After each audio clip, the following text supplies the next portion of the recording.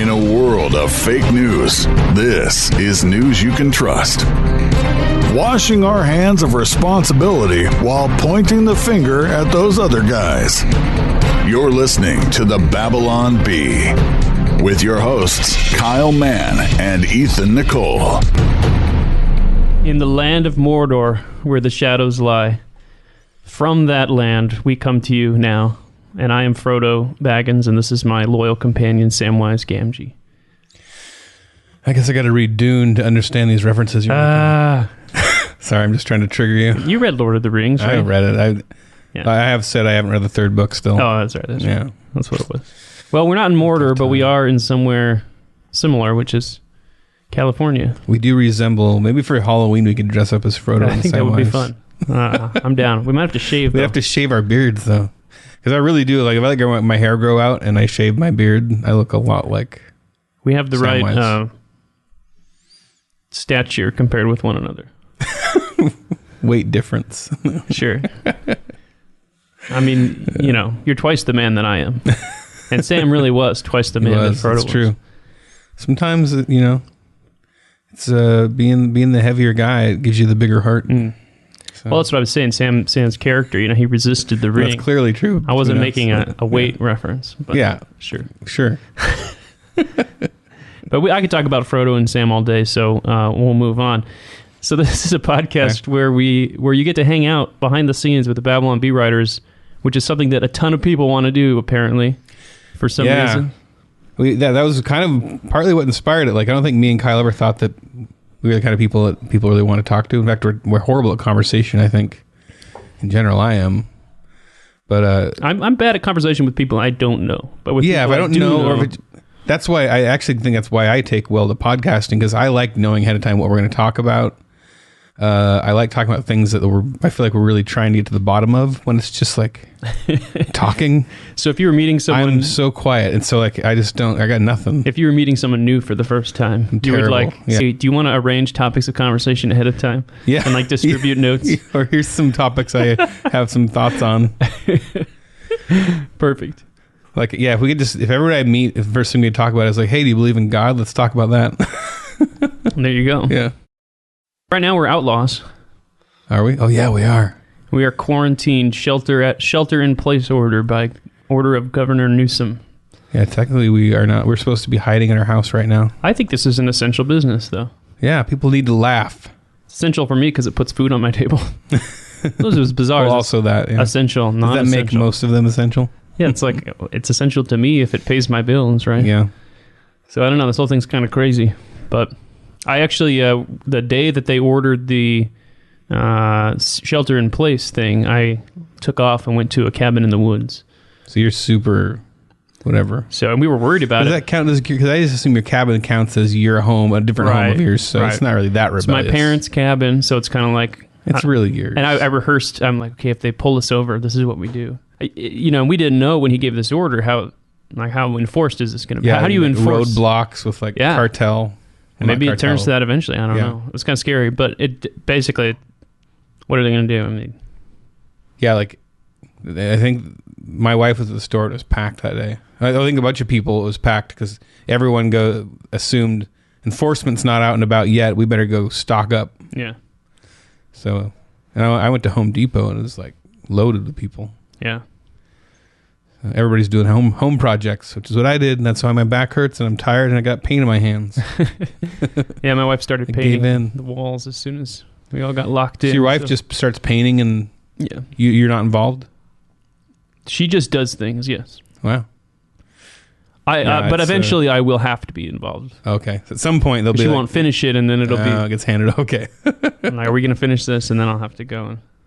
I'm bad at finishing things. Our wives are different. My wife could not stand a thing not being finished. Like every day that it's not done, it's a deeper chasm between us. Although I think you said your wife started to take this whole thing seriously. Like, I don't know, a day or two ago, she started to get freaked out by it or something. She's been way more serious about it than I have because she's in the medical community. She's a nurse, and she's hearing all kind of the warnings coming out, how it could affect her. They're talking about, if the military has to put together additional medical facilities, forcing nurses to come out of retirement to work, just all the contingencies that could come up in a real medical emergency. The shortage of the masks, is one thing, which is a little freaky. They're basically saying, like, if you work for us, you have to treat patients even if you don't have protective gear or whatever. My wife's type 1 diabetic, so that's makes everything a little scarier because she's, everything messes with your insulin levels when you're type 1 diabetic. So any irregularity in your life, she's struggling with that. Wow. So I don't know. I mean, that's just, and those are just realities that are in my life right now. So it's just interesting that it's hitting us like that. And right now it's just all kind of, it could happen. I know that where she's working in the hospital is going to be closing down soon. So she could be getting called into where they're focusing. They just got their first actual confirmed case of coronavirus in the hospital yesterday. So it's here. It's here. Yeah, I was just going to say, because my wife, it was similar where just, she was fine. She wanted to go out. And then, I think it was yesterday, she's like, this is serious. We're staying home. And it was like that day, it hit her, Yeah. So I think as you see more and more things shut down, you see the streets empty, you see all that stuff, you start to realize, they're taking this thing seriously. So I feel like I'm like opposite. I'm like, I really want to get around and do as much as I can because I feel bad for it. I feel like we can't survive too long just shut down like this. Oh, and that's what I think. I think 2-3 weeks from now, 3-4 weeks from now, maybe, even if it's like, government still telling everybody to stay home for another month or two. People have to run their business. Have like a revolution where we all go out and buy pizza and video games. Oh, I don't know about revolution, but I definitely think there's going to be civil disobedience, right? Where people just go, I'm going to open my business because, and what are they going to do? Shut down every business? I don't know. So, who knows? We'll see. We got a great show for everybody today. Yes, we do. Because did we talk about everything we're going to talk about in the intro? I'm lost here. Yeah. We got into the coronavirus. Your conversation is completely planned out and structured for you. Okay, perfect. You don't need to worry. Scared. We did want to mention for our subscribers that we have a new feature coming out. We are introducing it's out. Premium articles. Yeah. Where we do a little behind the scenes, a little previews of things that are coming up. And we're also adding comments to those. And I think you'll be able to comment on stuff. I think the comments are coming out for all articles, if I'm right. And they should be up by the time this podcast comes out. Huh. So if you're a subscriber, you'll get access to an exclusive comment section. Yeah, exclusive comments and exclusive behind-the-scenes blog posts. And so we'll be adding more stuff. There's a few things up now. And if the comment section is a complete and total disaster, I reserve the right to turn it back off. Yeah, he'll shut it right off. So be nice. But we assume they will be. They paid for it. I find that I've been on a couple of forums in my life, like video game forums, where you actually pay for them. You pay $5 a month or $10 a year, like not even much. And even just that little threshold of like, I'm paying to be here makes the forum so much better than public. That's why eHarmony works well, because it's expensive. Oh, is that what it is? That makes sense. Get on there to, you get on there to find your soulmate. You can only marry rich people that can afford eHarmony. Yeah. All right. Well, on this podcast, we cover the stories of the week, and then we discuss a topic, and we also have hate mail, and it's glorious. Glorious, usually. Yeah. Let's do it. But now, this week's edition of Stuff That's Good. What was that? We have a new thing we're doing. What was that? We have a new segment, and it's called Stuff That's Good. Yeah. And it's where we talk about... We're just going to quickly recommend something that we like. Me, Dan, and Ethan sat down and brainstormed for 2 hours yesterday what we should call this segment. And we came up with stuff that's good. Many circles who try to go all religious with it. Finally. We just landed on that. So and just to be clear, this is not... We're not making like a... Christian.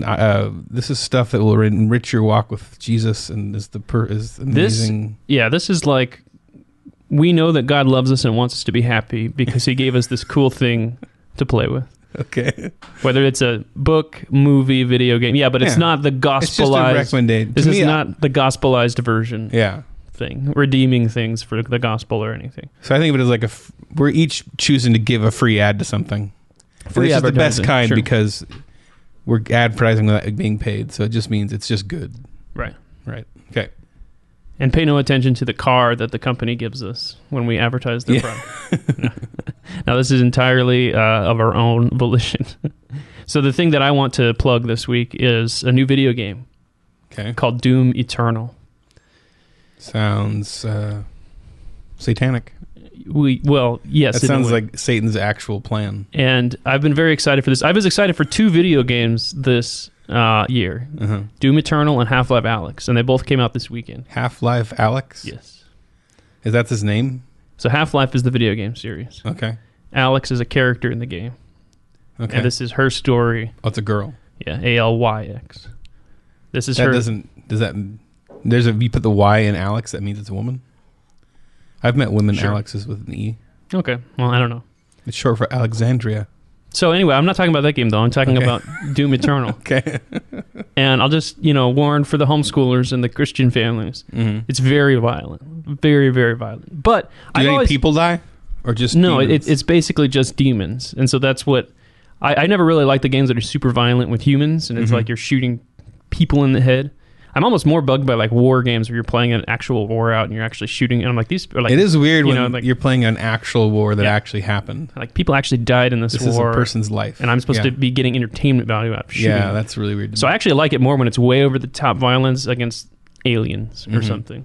So I will warn that there's that element. And obviously it's like demonic, but it's the fake like Hollywoodized version of demons. It's demonic, but whatever. Yeah, it's just... Yeah. Yeah, it's basically like Supernatural, the TV show in terms of their demonology, but yeah, but you're killing the demons. You're not the demons, and you're killing them with shotguns. So yeah, it's wonderful. Anyway, it's a great game, and if you PC game, it's obviously best on PC, but other systems also. It's a great game, so I recommend it highly. All right, that's what I've been enjoying this weekend. So I mean, this is like I almost feel like I should recommend something better, but this is a guilty pleasure. But I watched the new series. The Tiger King on Netflix. I saw that pop up yesterday. How is it? It's insane. I finished it. It's like a documentary, right? It's a documentary about these guys that are kind of competing tiger raisers. They raise hundreds of tigers, if not thousands. I think one of them had at least over 1,000 animals. They all have these independent zoos.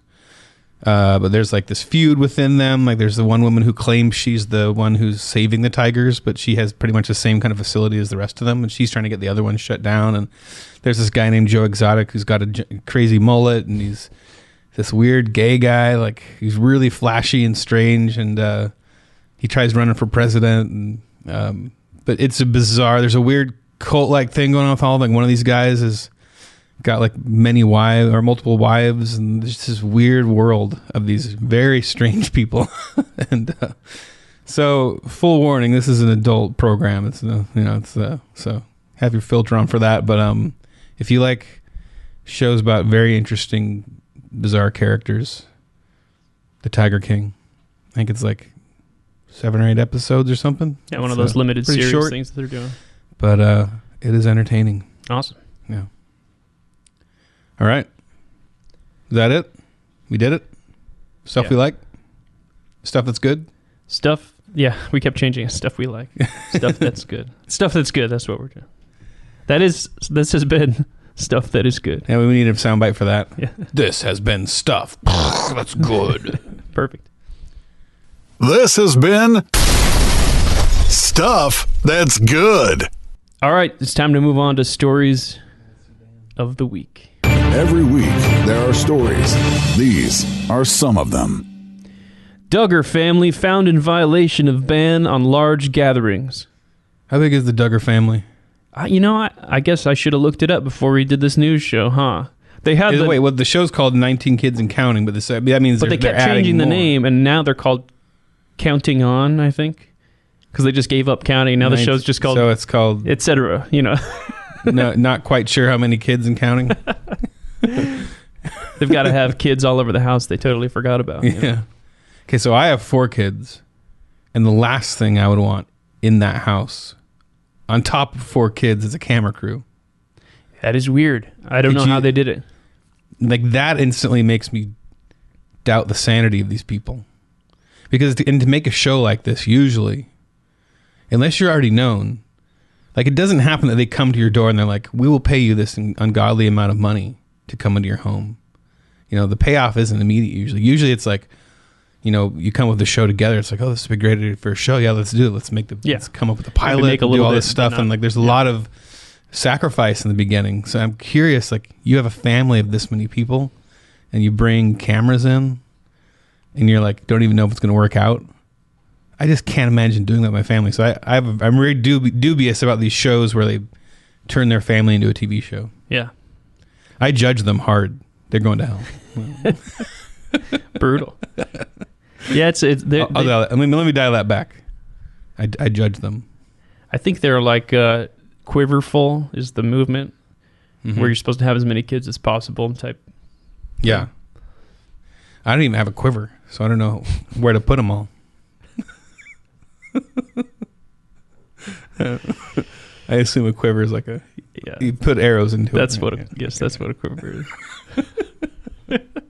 is. But yeah, so obviously they don't do like they don't block the thing that would let kids happen ever. And she's like what's that? Yeah, I don't know. So that was a homeschool like description. But she block the thing. But that sounds interesting. I think she's like pregnant again too, the mom, or she just had another baby or something. Like the matriarch one? Yeah. Like the old one? Yeah. Like she's got to be a grandma, right? That would be Michelle Duggar.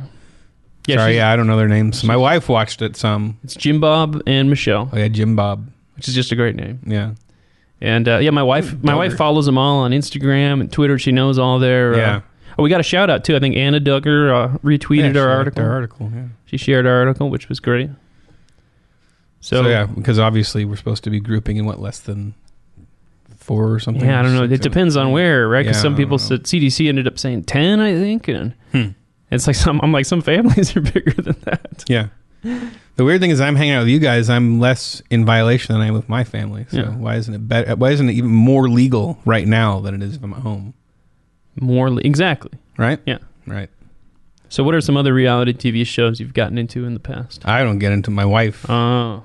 I only watch them to spend because otherwise, me and my wife would not get hardly any time together on busy days. I feel like so many of them are like watching a train wreck. It's like that kind of pleasure. Yeah.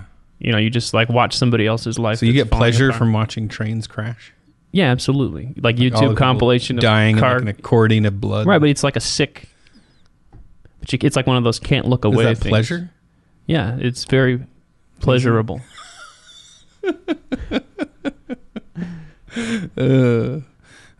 Yeah, I mean, I kind of get the sick fascination. I'm just giving you Hoarders. I'm picking on you. Yeah, I know my wife loves Hoarders. I don't, I never got into it, but I've watched a few episodes, and you get that like can't look away element there. It's the exact same episode. Every episode, like they have a paint by numbers, so they just fill in all the, they have a conflict moment, they have a come to Jesus moment. Yeah, they got to get a big fight between them and a family member at some point. And I expect all of that is like 100% staged. Yeah, or at least to some extent. Yeah. Or they're poking them. I think they just know that they need to fill each of these plot points in the episode. And what they know when they have an episode. Right. Which is, that's like when I wrote Axe Cop. I knew I needed to get certain plot points out of Malachi before I had a story. So I had to just get him to play in that direction. So I think it works the same way. We're dealing with people that have the minds, these mind of probably like 5-year-olds, some of them. And you're just prodding him around and poking him and prodding him and getting different things thrown into their life. Like, this is getting a little boring. We should call because there's certain episodes where like the human services like show up, like the government shows up to shut them down. They called them, like the show called them. Oh, absolutely. Because of the amount of drama that would add. Yeah. Like, well, better turn this guy in. Yeah. Or the person, the hoarder isn't getting all riled up. Yeah. And then they're like, well, why don't you throw away some of her china or something? Yeah, they got to find the item. And then they go up to her, hey, your china just got thrown away. That's my pig teddy bear. Doesn't that upset you? Yeah. But yeah, so I'm not a huge reality TV guy. I don't like how it's all scripted and very fake. Yeah, it feels so fake. My wife likes 90 Day Fiancé. You ever seen that one? No, what's the deal? It's like people that like they get engaged to somebody, like they meet him online. Uh-huh. So they meet in person for the first time, and the show follows them the whole time. And they have 90 days to decide if they're going to get married because of the whole and which country they're going to move to. So these people are like, they found the person online. In 90 days, they're going to decide if they're going to leave their family and their culture and everything behind, move to a different country, and get married. And they're doing the whole thing on a reality TV show. So sad. Why? What a horrible way to start your marriage off. That's crazy. And it is mostly the train wreck you would imagine. Yeah. Some of them do seem to have stayed together. My wife, But is there some like legally keep up binding with them. thing that they have to stay with this person if they agree on the show? No, because there's ones where it's obvious. That's one part of the drama people like about it. Because like you'll have like the hideous, obese white woman and this like sexy black guy from Jamaica's like shacking up with her, and everybody in the family's like, he's just trying to get here so that he can live in America. He's going to divorce you as soon as you marry. You know, drama. Because that's what always bugs me is when you know that they present this false choice because it has to have that game show like feeling at the end where they decided on this. Ding ding ding ding. Yeah. You know, they do that on those like House Hunter shows where they'll say, here are the 3 homes you are looking at. Which one will you pick? You know, and they kind of frame one in each way. But I've actually heard that like when that show's filmed, they've already bought their house. Oh, really? They're already living in it. And then they just go to like random friends' houses. Oh, wow. Clear them out and like walk through them and act like they're home shopping. I do not understand. Those are the shows I understand the least. My wife watches a ton of them. Like reality TV sounds like a great concept. Like you just follow someone around and see what they're... But it just ends up being, you have to have drama and narrative, so it ends up being faker than a scripted show in some ways. All right, well, that's the Duggars, and sorry that the Duggars got arrested or whatever. They did? Well, it's the one guy, right? No, just in the story. article. Yeah, not in reality. No, in our article, which is real. Satire. And not satire. Oh, yeah. Investigation reveals Trump caused mass hysteria so he could go on all the rides at Disneyland with no lines. Whee! That's the sound of... Is that Trump? Way! That's my best Trump being on a ride impression. One of our writers pitched this like 2 weeks ago, and I didn't do anything with it. And then it just like popped into my head, and I was like, I wrote that idea, but... The Holy Spirit reminded you. I just had this image of Trump going on the Matterhorn, like... And it worked out. So I think you photoshopped him on the teacups. Yeah, on the teacups. And it was nice because there was pictures of the like Disneyland rides totally empty because they were from. Oh, really? Like check out Disneyland with nobody in the rides. It's crazy because of the virus. Yeah. Well, that's very sad for me. Disneyland being closed. Yeah. That was our escape. Me and my wife, and take our kids once a week or whatever. Only once a week? Maybe twice. Sometimes. Yeah. I haven't noticed. It has not affected me. That was our place to hang out. Yeah. It's crazy. I was just thinking about it. That 3 weeks ago, I was at a board game convention that had 1,500 people. 2 weeks ago, I was at Disneyland. Mm-hmm. 1 week ago, I was taking my family out to dinner. And now it's like just everything is dead and stuff. How fast it happened is insane to me. Yeah, I guess I haven't noticed as much because I haven't done any of that stuff. Just been at home. The only thing I did do is I went to that Norm Macdonald stand-up comedy show. All right, which would be canceled now, right? It is because I signed up for a second one because I loved it and I wanted to go again. And it got canceled or postponed or whatever. And that one got canceled. Yeah. And yeah, I coughed a lot at that show. I felt really bad. Did he start heckling you or something? He's like pure coronavirus jokes, and I'm back there like, oh yeah, and you might have had the coronavirus. Yeah, I don't know. Now that's what we're all wondering, right? You were hacking for a few weeks there. We all had this sickness that went through. I don't know if you got it. Dan got it. I got it. Maybe very mildly. Yeah. Everybody in my family got it, and it was pretty close to the coronavirus. Nobody got a sore throat or fever, but I definitely had when I was breathing, it was like really, really chunky. Chunky. It's like an advertisement for coronavirus. Yeah. Coronavirus now with real meat chunks. Breathing chunky. 100% genuine phlegm. Do you want creamy or chunky? Yeah, I don't know. And the sad thing about me for that Norm Macdonald show is that 2 days later he sent me a message and said that he wanted to actually meet me. He's like, because I had messaged him before I went and told him he never has answered a message from me ever. So his inbox is just 100 messages. I assume. I have there's 3 or 4 I've sent him. First one was just thanks for following me. Can't believe you followed me. Another one was if you ever want to come on the Babylon Bee podcast, maybe you're promoting a new book or something, let me know. I think that was, I just had those, but they never even had the little check mark that showed he'd seen them. So I'd given up hope. And then I sent one more when I was going to go to the show. I said, hey, I'm going to be at this show, just so you know. 2 or 3 days after the show, I get the message from him saying, oh, did you go? I would have loved to meet you. So I signed up for another one. Desperate sounding.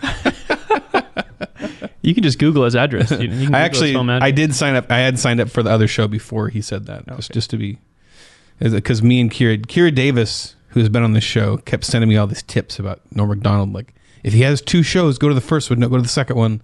She's a huge fan.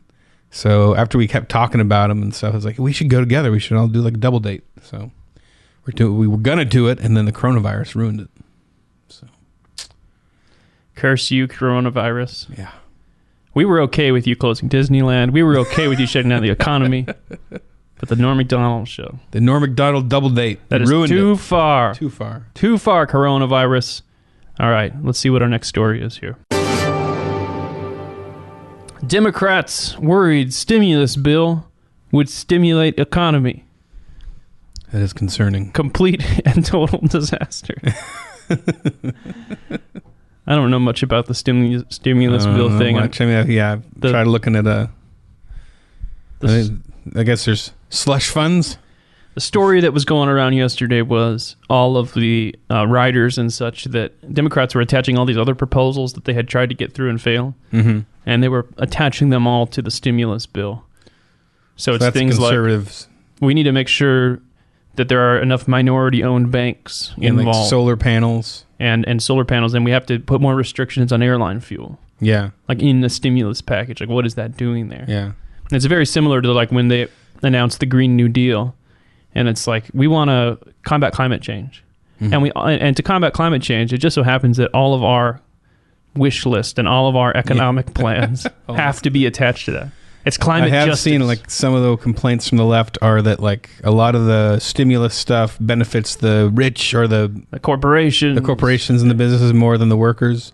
But I would assume when they say that, what they really mean by that is it's like they have to incorporate all of our regulation stuff. Because in their mind, they're benefiting those workers. With the regulation. That's like always like anything they do, they have like their, if you don't get on board with how we're fighting racism, then you're racist. It's like, no, we just think that you're really screwing it up worse. Yeah. If you don't agree with our very specific methods. Yeah, and that's how I feel with the economy all the time. It's like, I support working people. I just think that you're screwing it up. Yeah. That your ideas are terrible. Yeah. Yeah, and then the other criticism was the slush thing. Like they said that there was, $500 billion that didn't have much oversight. Slush can't cost that much. It's just ice and water. Ice and some flavor, maybe some sugar. Yeah. Some flavored syrup and water. That's slushy. Yeah, but slushy in its purest form is slush. Slushy is just processed slush. We shouldn't have taken this as far as the stupidest dad joke. Was you started it, I know. Man. Sometimes there's jokes where you hit it for a second and it's so dumb you jump. But we just kept or maybe going. You just don't hit it because I probably shouldn't have. I shouldn't have. Apologies to the listeners. Yeah. So what are some more things that they might have tried to cram into the bill? Oh, yeah, we have a list here of a lot of things that they did try to cram in. These are ones they tried to cram in. Yeah. So we just rapid fire these. Reparations for transgender Native Americans impacted by climate change. Oh, yeah. Military aid to Antifa. A clause that says that they can freely kick Trump in the groin without consequence. Well, just whenever they want. Okay. Walking down the hall, the Secret Service just stands there. Is that the sound effect of getting kicked? Trump's noise.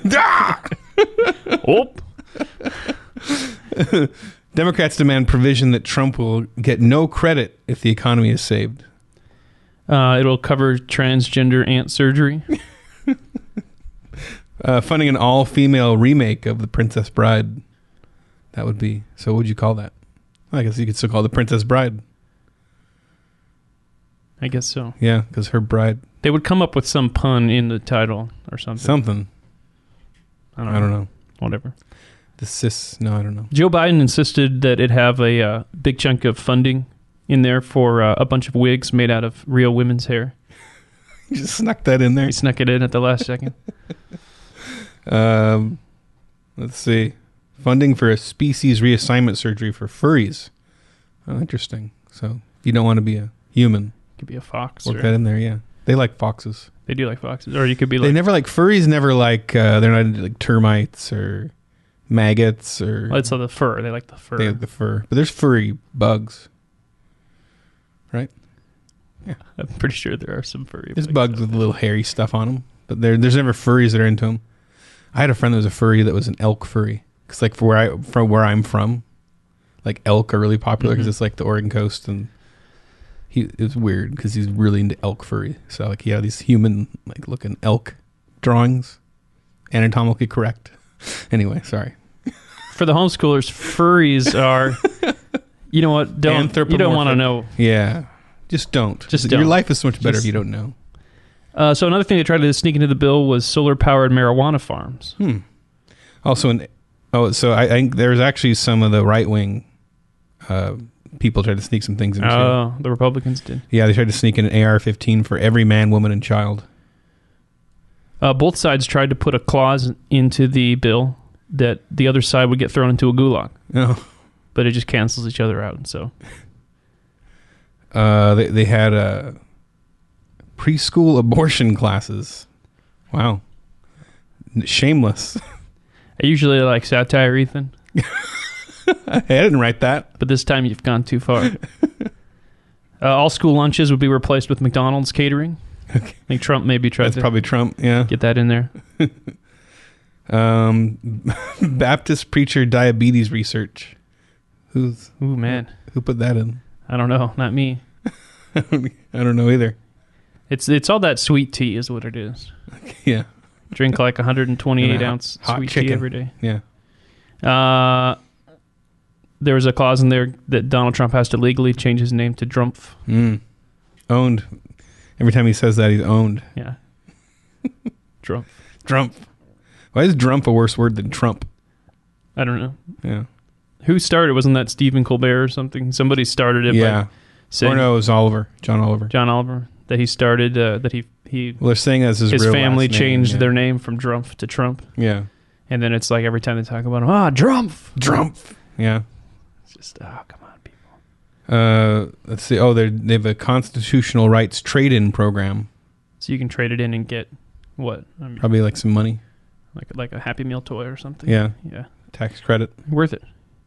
$50 billion was set aside for a giant gun magnet in space. Huh.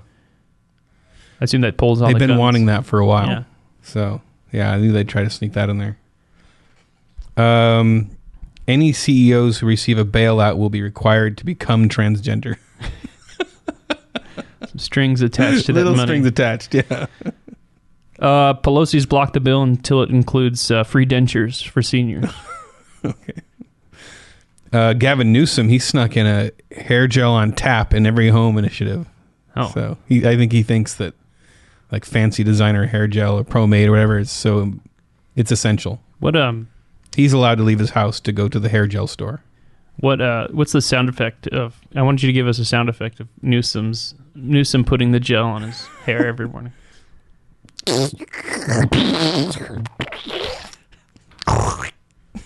That's exactly. How's that? That's exactly what it sounds. And then he kind of goes, "Hey," into the mirror. Hey. He does the fawns like with the comb thing. Yeah. And then at the last second, Ocasio-Cortez snuck in free Velcro shoes to prevent accidental shoelace stranglings because she is stupid. Well, yeah.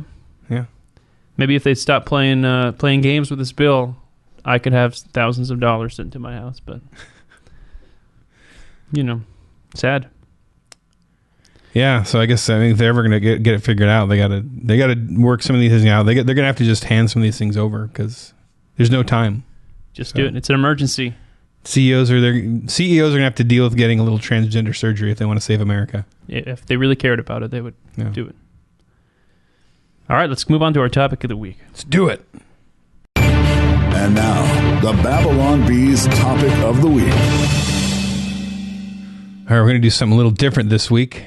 We're going off the reservation a little bit here, but we all in the office are big fans of GK Chesterton, and we have one essay from Chesterton that we always go back to in life, and this one really we feel like it kind of, not completely, but it fits really well with what's going on in most people's lives. It's about inconveniences, things going wrong, things not going how you wanted them to, and it's called "On Running After One's Hat." So we're going to read it, and we're going to do this like an expository sermon. An expository reading of Chesterton. It's just like a 3-page essay. We're going to read a bit and then exposit a bit. Yeah, so we're hoping that The ideas in this essay not only will be, maybe it'll be the first time you've ever heard Chesterton, or read or quote unquote read, or we're reading to you, but I think our hope is that this will do what it's done for us. It's a concept from this article or this essay that we carry around, and it's just it's a useful way to kind of think when, which is what Chesterton does. It's another reason I like this one. It's very GK Chesterton. It's a great introduction to him because it is really about making small things big in a good way, not a bad way. It's about having the right kind of attitude. It's very funny. It is very funny. Yeah, I'll say just to preface before we start that I did not get Chesterton for many years. I didn't get it. I was reading C.S. Lewis, who's a very easy read, and then moving to Chesterton, it's like a whole different thing. It's not that it's actually harder to read in terms of his sentences or the structure, but it's actually the way he writes, the way he structures is he writes around the topic. Mm-hmm. So he doesn't, say, here's an essay about attitude. Yeah. It's about chasing your hat. And then he writes about that and to get to the point. And he'll start somewhere totally different. And he often never explicitly states the point. Yeah. Sometimes he writes around it. Sometimes he does. But, so I feel like Chesterton needs to be read slowly, and it's to be savored, and it's to be discussed. I mean, that's really... Yeah, that's when we get together weekly. We read Chesterton and we discuss it. It's so fun to discuss, and it helps to process. It also helps to do a little Googling on some of the stuff he brings up, because almost everything he wrote was contemporary stuff that was published in newspapers. So he was almost always referring to things going on in his day. But one thing that made him great is that he spoke in a language of the eternal. Like he was always thinking, just like wisdom is eternal. It's true, whatever the fashions are of the day. There are things that will always be true. And Chesterton wrote from that perspective all the time. He wasn't caught up in the fashions and what was cool at the time. So that's one reason he's lasted. I mean, this essay we're reading is from 1908, so this thing's over 100 years old, and it's as true today as it was when he wrote it. All right, on Running After One's Hat by GK Chesterton. I feel an almost savage envy on hearing that London has been flooded in my absence, while I am in the mere country. My own Battersea... That's his hometown. My own Battersea has been, I understand, particularly favored as a meeting of the waters. Battersea was already, as I need hardly say, the most beautiful of human localities. Now that it has the additional splendor of great sheets of water, there must be something quite incomparable in the landscape, or waterscape, of my own romantic town. Battersea must be a vision of Venice. The boat that brought the meat from the butcher's must have shot along those lanes of rippling silver with the strange smoothness of the gondola. The greengrocer who brought cabbages to the corner of the Latchmere Road must have leant upon the oar with the unearthly grace of the gondolier. There is nothing so perfectly poetical as an island, and when a district is flooded, it becomes an archipelago. So his hometown, he's away from his hometown, and he has found out that it's flooded, and he's kind of jealous. Like he wishes he was there to experience it. Exactly. And so when we were talking about what to talk about this week, we're like, well, we're in the middle of this pandemic. Let's do the one where he talks about how his hometown is flooded in this natural disaster. It seemed appropriate. Yeah, because it's the last thing you would think. You'd think, oh, it's terrible, but and also, I think his point here isn't to say it's not terrible, but there's another perspective when things are going wrong. And also that I think one carve out on this is that there's nobody dying in this situation. Yeah, and he's already, and you can already notice how Chesterton is using these poetic descriptions of this flood. Mm-hmm. Most people say, oh, the flood is 12 feet high and it has destroyed many homes and businesses. Yeah. And his take is, it's transformed my hometown into Venice. Yeah, into a wonderland. Yeah, which is taking a childlike view of things, which is really a Chestertonian way of viewing the world. Totally. All right, I'll continue. Some consider such romantic views of flood or fire slightly lacking in reality, but really this romantic view of such inconveniences is quite as practical as the other. The true optimist who sees in such things an opportunity for enjoyment is quite as logical and much more sensible than the ordinary indignant ratepayer who sees in them an opportunity for grumbling.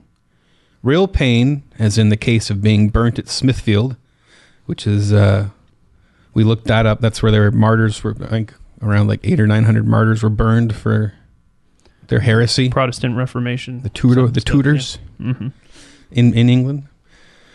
Real pain, as in the case of being burnt at Smithfield or having a toothache, is a positive thing. It can be supported, but scarcely enjoyed.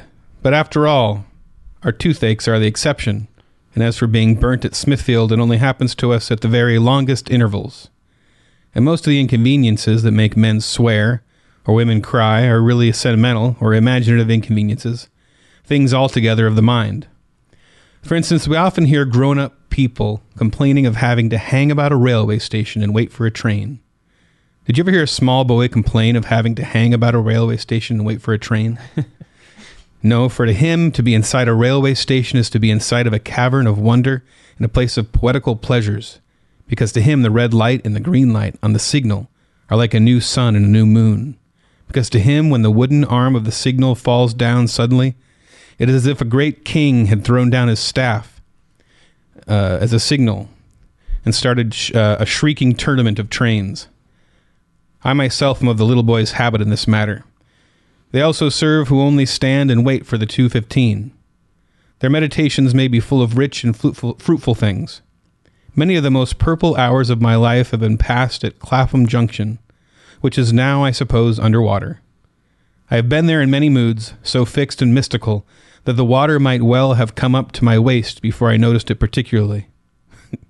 But in the case of all such annoyances, as I have said, everything depends upon the emotional point of view. You can safely apply the test to almost every one of the things that are currently talked of as the typical nuisance of daily life. Well, I feel convicted because when I have to wait for things, I'm the most impatient, angry person, irritable. Yeah.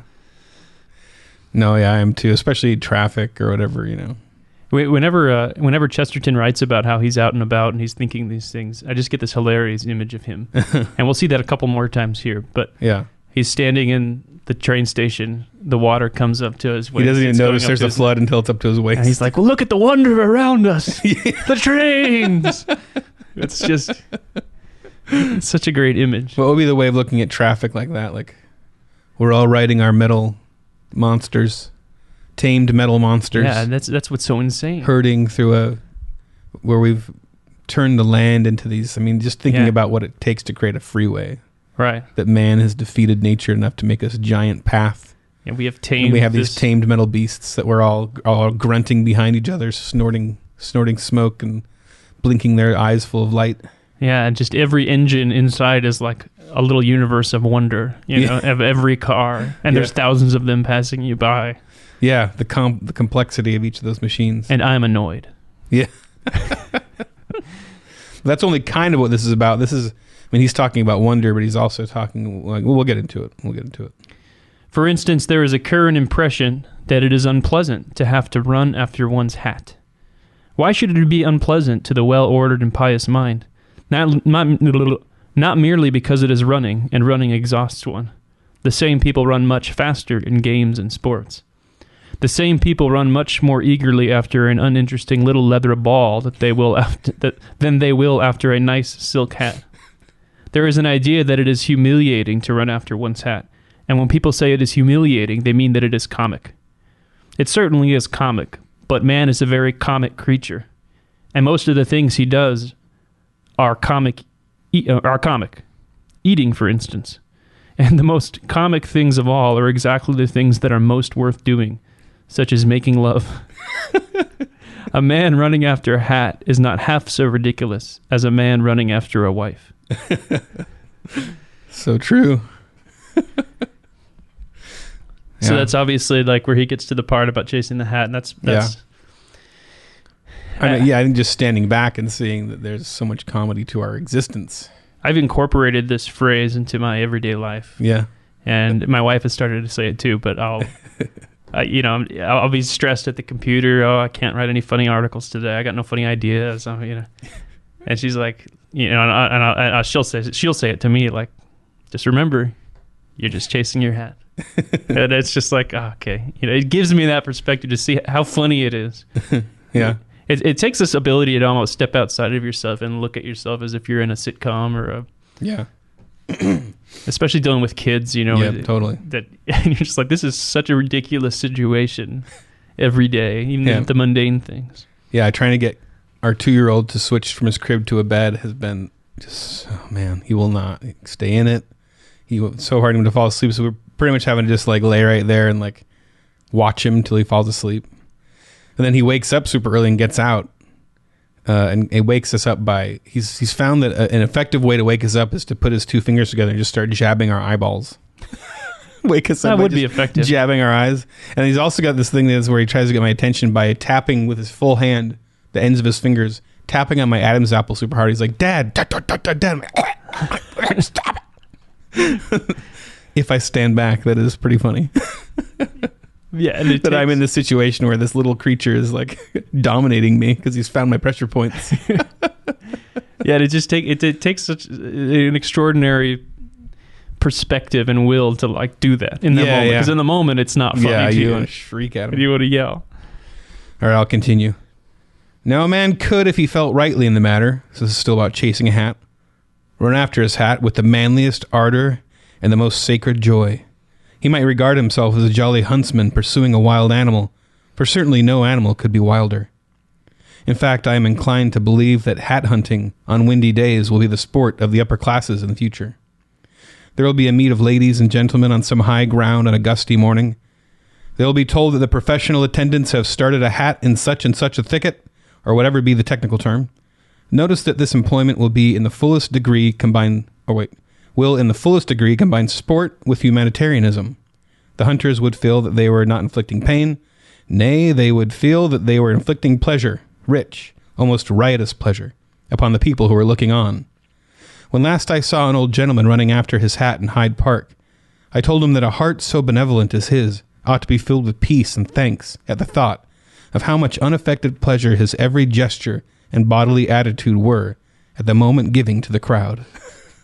This is what I was talking about. You picture Chesterton just a big goofball walking around. I know, this guy just chased his hat. It's all money. He's all ticked angry. Off, running around after Chesterton's like, oh, hey, actually, look, everybody's laughing. This is great. You should be thankful. But it is, if you remove yourself from the situation and think about, like, this world needs to laugh. It needs levity. Yeah. And even if you're involuntarily part of that, you're bringing it into the world. It's nice to stand back and go, that had a purpose too. Yeah. I think there's a pride, that you're too proud and you don't like. Yeah, we want to laugh, but we don't want to be part of the joke. We don't want to be the butt of the joke. Yeah. The same principle can be applied to every other typical domestic worry. A gentleman trying to get a fly out of the milk or a piece of cork out of his glass of wine often imagines himself to be irritated. Let him think for a moment of the patience of anglers sitting by dark pools, and let his soul be immediately irradiated with gratification and repose. Again, I have known some people of very modern views driven by their distress to the use of theological terms to which they attached no doctrinal significance, merely because a drawer was jammed tight and they could not pull it out. A friend of mine was particularly affected in this way. Every day his drawer was jammed, and every day in consequence it was something else that rhymes to it. Mm-hmm. But I pointed out to him that this sense of wrong was really subjective and relative. It rested entirely upon the assumption that the drawer could, should, and would come out easily. But if, I said, you picture to yourself that you are pulling against some powerful and oppressive enemy, the struggle will become merely exciting and not exasperating. And again, we got a picture of Chesterton here. His friend is trying to pry open this drawer. He's screaming cuss words at it, obscenities at it. Things that rhyme with jam. And then here's what Chesterton says to him. Imagine that you are tugging up a lifeboat out of the sea. Imagine that you are roping up a fellow creature out of an alpine crevice. You got to say crevasse. Crevasse. Imagine even that you were a boy again and engaged in a tug-of-war between French and English. Shortly after saying this, I left him. But I have no doubt at all that my words bore the best possible fruit. I have no doubt that every day of his life he hangs on to the handle of that drawer with a flushed face and eyes bright with battle, uttering encouraging shouts to himself and seeming to hear all round him the roar of an applauding ring. Yes, I have no doubt that I'm sure that's exactly the case. what happened. GK. I'll just finish it here. Let's just take it home. So I do not think that it is altogether fanciful or incredible to suppose that even the floods in London may be accepted and enjoyed poetically. Nothing beyond inconvenience seems really to have been caused by them, and inconvenience, as I have said, is only one aspect, and that the most unimaginative and accidental aspect of a really romantic situation. An adventure is only an inconvenience rightly considered. An inconvenience is only an adventure wrongly considered. And that is a very famous Chesterton quote, so I'll read it one more time. An adventure is only an inconvenience rightly considered. An inconvenience is only an adventure wrongly considered.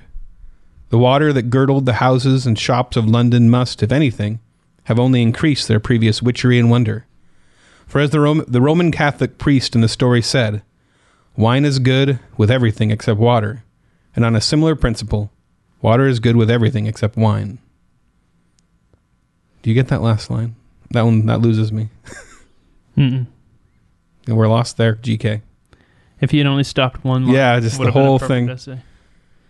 Well, what does the priest mean? Wine is good with everything except water. Wine because it adds flavor to it, right? Is good with everything. Water just waters it down. Water is good. I'm guessing. Except. No idea. Send your theories. I don't know. Send your theories to podcast@babylonb.com. Well, I get the water. I feel like if I read water is good with everything besides wine, I would think like it's the comparing. It's it's perspective, because if you're drinking water, you're like, this is great. And then you have a glass of wine, you're like, oh, this is even better. And then the water isn't good. But that doesn't make sense with the preceding one. So I don't know. Oh, good. I feel like he's making some ironic joke. If anybody understands the context of this. We went off the rails with confusion at the end there. Please send it. Which is common in our Chesterton reading. Yeah, but I like that wrestle. I like that. It's fun to wrestle. It's fun to wrestle with it. So yeah, I mean. So if you ever heard that famous Chesterton quote, now you know the context. That's where it came from. And I do think this applies more to the situation of being stuck at home more than the whole pandemic. I mean, we're not saying like, oh, it's just light and jolly that there's people dying. But that there's the inconvenience aspect. We're all very inconvenienced right now. And it is amazing to try to have the discipline. And I'm not saying I'm a master of this at all. I mean, I am known as a grumpy guy at times in my home. I hate that about myself, but I do try. I try to stand back and have that. It's really hard. Stand back and have a perspective. I guess something I like about this too is that it's a little different from the Sunday morning message that would be. I don't know what that would be. It would be like. You mean like something on hope in the midst of or what God is doing through. I like the aspect that this speaks to me as a comedy writer, like to stand back and go, wait, you're a character in a comedy, and think about how much joy comedy brings people, and like imagine the world without it. We all got to be part of it. It's finding hope and using perspective in the moment, not pointing you to a future, eschatological hope or whatever. Yeah. And which is a great thing, obviously, and that is part of how you deal with this. And I think that's why you can have this kind of hope, because we know that there is true meaning to things. We know that comedy has eternal value. We know that joy has eternal value. We believe these are anchored in objective things, and it's not just some, well, we're going to make the most of it just because. Yeah. Because I think if you didn't have that grounding in objective truth, you wouldn't be able to maintain this kind of perspective, or at least not consistently. Very well said, sir. Thank you. I wrote that. I scripted it. No, I didn't. But yeah, it's interesting. I and even aside from the coronavirus thing, just more timeless. Just at work. I mean, the frustration you feel because we are living in a fallen world where your work is frustrated by sin and just being unproductive and being lazy. And I think just trying to deal with all that stuff every day and cracking up at like all the goofy obstacles to just get something simple done. It's funny, when you step back and think about it. Yeah, and what a great way to defeat something that's, if you can just laugh. Right. In a moment that you're grumbling. You may look a little crazy, but who cares? And I think Chesterton, I like how he recognizes that this advice is not going to be received well. Yeah. Like he has that sarcastic thing, like, I'm sure my friend was very appreciative of what I told him. Because it's hard and it's not fun for somebody to tell you your inconvenience is funny. Yeah. We're all looking at you laughing. Yeah. And it's great. I have noticed, it is kind of encouraging to see how people are reacting to the virus and the lockdowns and the quarantines. You do see there's so many memes. Yeah, that's true. Yeah, the memes have been great. And in comedy, there's just people are retaining our human spirit in the midst of this, and that's a great gift. Yeah, actually, this does kind of relate. I saw Carl Reiner, very old, I think he's a comedian, writer, actor. But he said, for the first time in my life, there's nothing I feel I can joke about. And if you look at his Twitter feed, I don't know if there's something's going on in his life that's like he hasn't tweeted about that I don't know about. But if you look at his Twitter feed, it's pure Trump. Like he's just so upset about Trump and all the things going on. Like he says, I can't joke now. And humor has been used by people in the worst situations in the world. I mean, if you read Viktor Frankl, he talks about the amount of joking that went on in the concentration camps. People that are truly suffering, it's almost out of necessity for survival. You go to jokes. And I think a guy like Carl Reiner, I'm curious if he just takes himself so seriously he can't joke. Yeah. And I think that's what Chesterton here is talking about. Because I don't think, it's almost like it's a sign of great privilege if you can take yourself that seriously and never joke. Yeah. Yeah, I talk about that a lot, how it seems like the left has become so religious and zealous in their position that they kind of stifle comedy a lot of, obviously, and that also happens on the right. People who are like, anybody who takes themselves too seriously, people who are very Trump obsessed. That's why we get all the hate mail from Trump is our God or whatever. Yeah. And we also get the hate mail from the other side. And how dare you make fun of progressive values? Because you can't take yourself. That's why the middle. That's the best place for comedy, right there. The middle, right in the middle, or in the side, the sneering jerks on the sidelines laughing at everybody. That's what we are. That's what we do. There's going to be a new sport in the future where people chase their hats. Yeah. And we're going to sit on the sidelines laughing. I do love that idea of an NFL game or whatever, and they're just chasing a hat in the wind. There needs to be a drawer opening. They keep accidentally trying to pry open a door. Yeah. Olympic event. We could all sit there and laugh. Oh, yeah. Keys locked in car. Well, I think there just takes some perspective to say this is far from the worst thing that will ever happen to humanity. And to stand back and look at yourself as a character in a comedy more often than... your life isn't always that you're in Taken or Lord of the Rings. You're not always a hero. Sometimes you're the comic relief.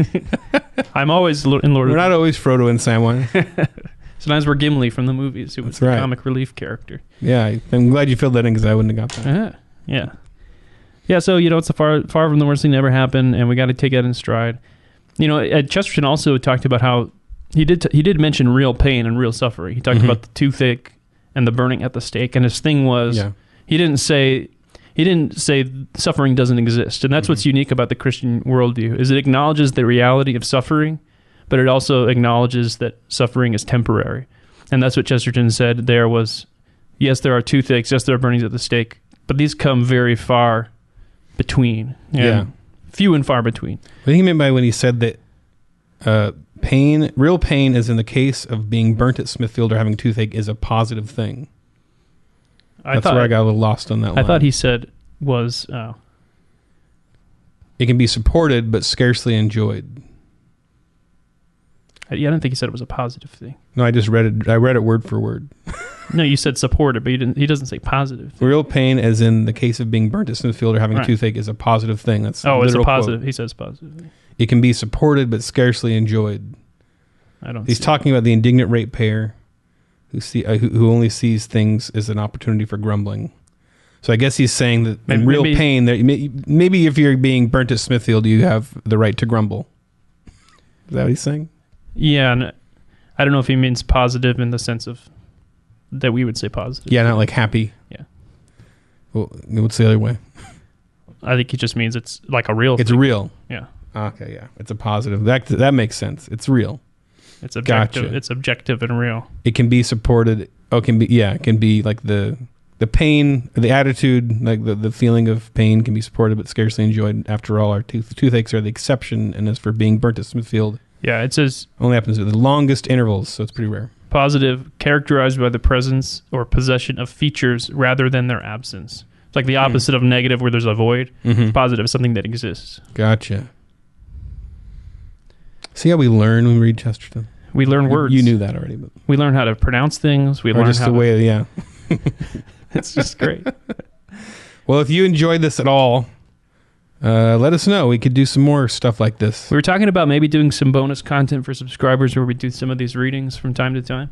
Yeah. And it's like virtual Chestertonians. Virtual Chestertonians. So if you were... We could do some Lewis here and there and do some other... Do some favorite theologians just every once in a while for the main topic. Pick out an essay and dig in. Read Lord of the Rings, the entire thing. Read the whole thing. I would be down. Okay. We could do riff tracks of the Left Gulag Behind. Archipelago. Yeah. Yeah. Archipelago. I don't know how to say either Archipelago. Of the words. Gulag Archipelago. Is that right? Oh, I even have that book. I bought it when Adam I've been meaning to recommended read that. Yeah. They don't have it on Kindle, so I'm probably never going to read it. Oh, they don't? They're going to have a new one coming out with Jordan Peterson writing the intro, I think, so they're waiting for that. All right, so we encourage our listeners, when you're encountering frustrations and inconveniences, just say, I'm chasing after my hat. Oh, jolly good. I really miss Adam Ford. Oh, yes. It's time for that hate mail you all have been waiting for. Yeah, I don't think I've read this one. For anybody who listened all the way up to here, you could have just skipped. You could have just skipped here. There's a feature. There is? Well, I don't know. Can you skip? I assume you can skip forward. I don't know if you can find it unless you're really just good. Guess around 45 minutes, maybe, depending on the episode. 50 minutes. Usually around there, yeah. Dear Babylon Bee, when the bee started, it pointed out the hypocrisy of the world, so we could properly laugh at the foolishness of sin and the stupidity that floats around claiming to be Christianity. I will say this hate mail is very articulate so far. Very thoughtful, yeah. No capital letters, punctuation in the right place. Mm-hmm. It was done reverently, carefully, and vicious for the truth. I feel like you lost your sauce. Well, we lost our sauce. Now you joke about hell, and the political filler has just become stupid. I don't see the reverence that was there before. You need a Calvinist on staff again. Get back to the gospel. Contra mundum. So is that like their code name? I don't know what, against the world, maybe? Contra mundum. Oh, that's not their name. That's like, I thought they were signing off. I'm just guessing. Signing off. Contra mundum here. What does mundum mean? Oh, it means, defying everyone. Okay. I mean, in a lot of ways, I feel him. That is a totally legit opinion, legit feedback. I mean, there's the shift of, it wasn't that the bee was at one point not political. It's just that the shift, a lot of the shift happened because of the fan base. Yeah, the fan base shifted. And the articles that are political got so much more sharing, and it became way more of our bread and butter. I mean, we just don't get shares on the... Yeah, we still do them. We still do them. We did more Christian jokes yesterday than political jokes. They just didn't get shared. That's why the day didn't go so well. Then that's why nobody shared it. I mean, that's just what it is. Yeah. The only reason I wanted to do this as hate mail is because of the... Get some Calvinists. Well, it's just the legit criticism. Like, sure, that's fine. I can accept, feedback. And then you need a Calvinist on staff again. Yeah. How many of us are... I mean, I'm not an avowed Calvinist. Yeah. I'm kind of a middle of the roader. I don't know how to I just don't get how you can be that hardcore, but whatever. So Ethan's future Calvinist. Yeah. I'm a Calvinist, but I'm a contrarian. So if I'm in the midst of a bunch of Calvinists, I'm going to argue with them. You're gonna lose your sauce because they're all hardcore, and I'm rolling my eyes. I'm gonna start using that. I'm gonna lose my sauce. It sounds like someone who just goes nuts. Yeah. He totally lost his sauce on all of us. And Dan, I think, would be 5-point Calvinist. He's a straight up tulip. Yeah, straight up tulip. Hey, good job. Mm-hmm. All the way hardcore. Adam, obviously, still part owner of the Bee, Calvinist. Seth's an Arminian, so okay. Maybe Seth is That's why, because he's a rich guy. So rich guys you got to be Arminian. Why? Because you got to believe that you earned it all. Oh, brutal. Hopefully Seth doesn't listen this far. I'm putting out my. Just kidding. I think anybody who leans Armenian has a bent towards wanting to believe that they earned it all. Wow, savage. I'm not saying Seth. Seth's a good man. He's a good guy. That's the Norm Macdonald. Why do you call him good? No one is good. What about Chris Cowan? I don't know. Do we know? Mm-mm. What about Frank Fleming? Do we know? No idea. Yeah, we got to find out. I have a feeling that there's a good chunk more. Yeah. Maybe. I don't know. I'm trying to think who else I know that is Calvinist. Our social media guy, Matt Carabini. Say that right? I think so. Outed. Now you know who he is. Yeah. No, he's on the site. Yeah. So a lot of Calvinists. We got a good around mix. here. I think we got a good mix, and maybe we add more Calvinists. We can get our sauce back. Get that sauce back. What kind of sauce do Calvinists use? Like Martin Luther's finger-licking barbecue. Oh, Zwingli's barbecue. Zwingli's the one who did the weenie roast. Wait, what? You're losing me. We talked about this on you weren't paying attention. You were just making jokes. Oh. Ulrich Zwingli did the weenie roast, the sausage right. protest. Yeah, no, I remember that. I remember the sausage Ulrich protest. Zwingli's finger-licking anti-papist sauce. All right. So that's it. We got the hate mail. Did we do it? We got a show? I like how you're shocked every time it comes to the end of a podcast. Wait, and you go, is that it? did we do the podcast? We did. All right. We're going to move on to our subscriber portion. We do want to remind everybody that we have our Babylon Bee Best of book up for pre-order on our store. You can get to it at babylonbee.com and click on the store link at the top. Pre-order that bad boy because it's going to be freaking awesome. If you're a subscriber, there's an exclusive article that shows a little preview of the book cover. Mm-hmm. And I'm going to have Ethan throw up some of the page spreads also, so you can see a preview of kind of how the book's going to look. It's going to be absolutely glorious. Kyle thinks he can just tell me what to do. I'm going to ask Ethan nicely. I'm going to sovereignly ordain that Ethan do this. All right, let's move on. Bye. See ya. The rest of this podcast is in our super exclusive premium subscriber lounge. If you're not a Babylon Bee subscriber, go to babylonbee.com/plans for full-length ad-free podcasts, access to our headline forum, 20% off the items in the Babylon Bee store, a gift, and more. Please drop us a review on iTunes and share the podcast with a friend. Feedback and love mail go to podcast@babylonbee.com. Follow Ethan at AxeCop and Kyle at _Kyle_man on Twitter.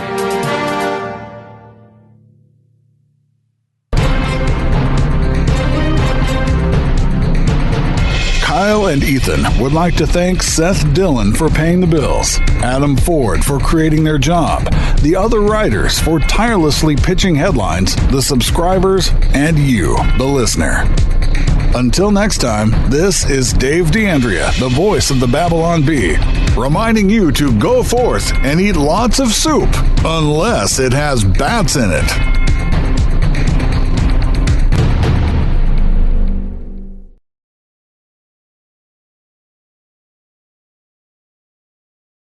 Newsom putting the gel on his hair every morning.